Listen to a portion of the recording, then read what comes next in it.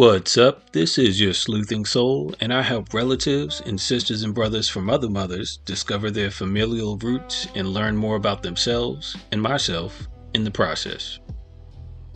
My grandfather gave me some of my earliest lessons. He taught me how to read as a toddler by sitting me in his lap and pointing out words in the newspaper.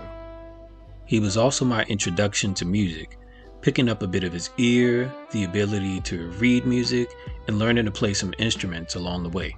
He had a custom-made bookcase of VHS tapes, many of them with history programs he recorded from television, so I get my curiosity about my own history honestly. Over the past few years, I found myself on my genealogical journey, taking notes, solving mysteries, and taking occasional trips to the library, museums, and state and national archives to see what information I could find. An older cousin shared a photo of a dearly departed relative, which took me down a rabbit hole. It led me to one of the oldest ancestors I have on record. That was my 4 times great-grandfather, named Elias Queen. Elias was born around 1832 in Anne Arundel County, Maryland, not far from the state's capital of Annapolis. According to records, he married in 1849 to a childhood acquaintance named Ellen Parker. The 1860 United States Federal Census shows Elias living in District 2 in Anne Arundel County. His occupation was a farm laborer. He was marked as a person over the age of 20 who could not read or write, and he and Ellen had 3 children at the time, including my direct ancestor, their son, Elisha. I noticed that the schedule on which my family was listed was for free inhabitants, keeping in mind this is a few years prior to emancipation. Elias enlisted in military service on July 11, 1864 in Ellicott Mills, Maryland, for what was to be a 3-year term as a private under Captain James S. Thompson. For those of you who aren't familiar, the United States Colored Troops were Union Army regiments during the American Civil War that primarily comprised soldiers of African ancestry, with soldiers from other ethnic groups also serving in Colored Troops units. Per documents from the Record and Pension Division of the War Department in Washington, D.C., Elias was a member under an unassigned company with the 29th Regiment of the U.S. Colored Troops before he was transferred to Company G, 8th Regiment of the United States Colored Troops. He was honorably mustered out as a private under the 8th Regiment on November 10, 1865 in Brownsville, Texas. Once he returned from the war, Elias and Ellen had several more children, and he worked as a farm laborer in Camp Parole. At some point, he acquired property according to land records from the 1880s. Per an 1884 edition of the Annapolis Evening Capital newspaper, my great-grandfather was a board-appointed trustee of the Camp Parole Colored School and was even acknowledged for raising what apparently was a, quote, remarkable freak of nature, end quote, of a watermelon on the farm. Elias passed away December 20th, 1889.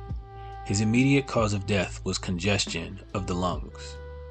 During one of my trips to Annapolis to the state archives, a fellow researcher who's much more experienced than I, and come to find out is a DNA cousin too, showed me my great-grandfather Elias Queen's will in a well-preserved book. That will was drafted in the weeks before his demise. He left to his wife Ellen his farm of 20 acres, the house, horse, wagons, tools, and other personal property. Upon Ellen's death, the land was to be divided amongst his children and any of his deceased children's children. His eldest son, my 3 times great-granduncle Charles, was the co-executor of the estate alongside Ellen.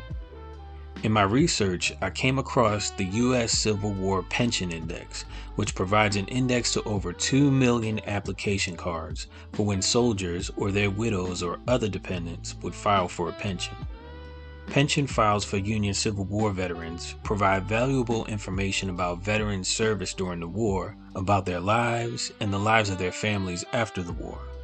It may include names of former enslavers, photos of the soldiers, parents' names, death certificates, news articles, and more. A few months after Elias's death, my great-grandmother Ellen filed for a widow's pension. On the application card, you can see the soldier's name, the dependent's name, the soldier's service, in Elias's case, the company and regiments under which he served, the date the dependent first filed for the pension, the application number, and the certificate number.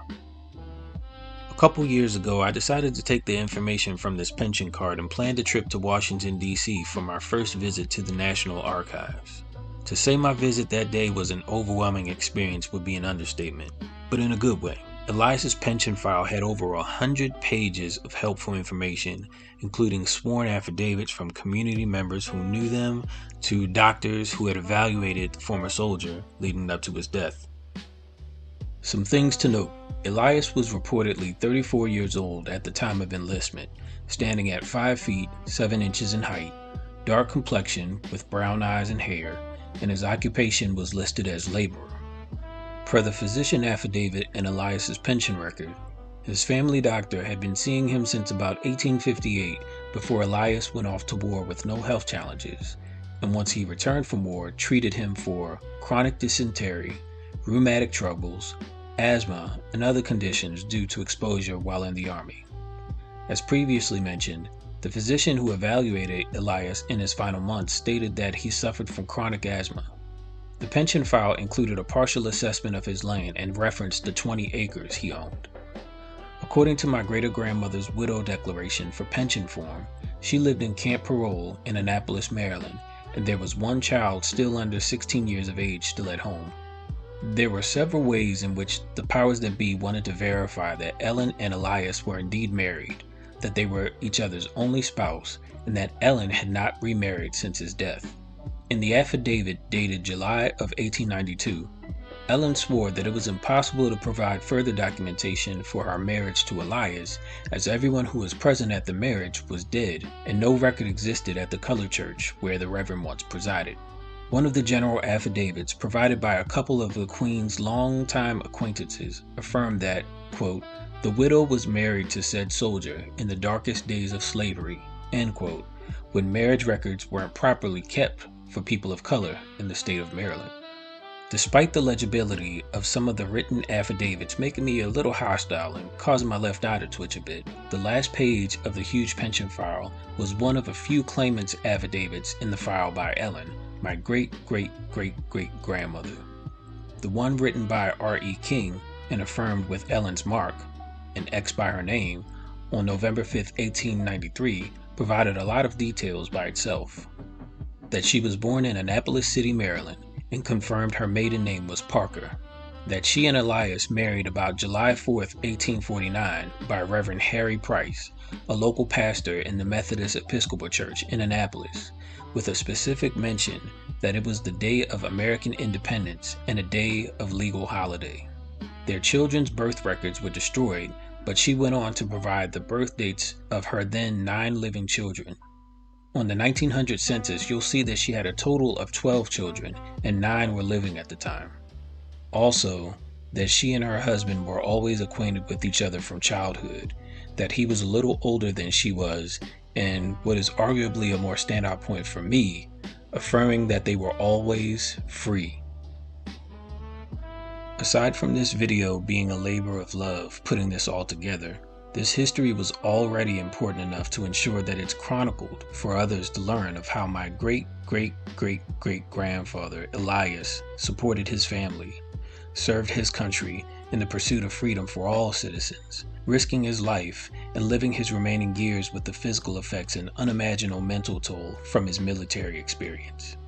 That he was once a farm laborer who could not read or write, to becoming a farm owner and a respected man in his community, so much that his local school board appointed him as a trustee of the colored school, paving a way so his great-great-granddaughters, my grandmother and her sister, dedicated their careers to educating young children, and how the impact of education has added value to my life. It got me to thinking about how some people who share similar past and present with me and my family are quick to say, I am not my ancestors. I suppose for some, it suggests that today's generation would resist oppression more forcefully than those who came before them. But I'd like to challenge that, because I believe that we are our ancestors through fruition of their prayers, hopes, dreams, and sacrifices. So I'm interested to see and learn. What did you learn from this video? Any questions? What interesting facts have you found out about your ancestors? Did you uncover them through oral history or in personal research? Leave a comment below and be sure to like and share this video, subscribe, and tap the notification bell for all updates. This is your Sleuthing Soul, signing off until the next one.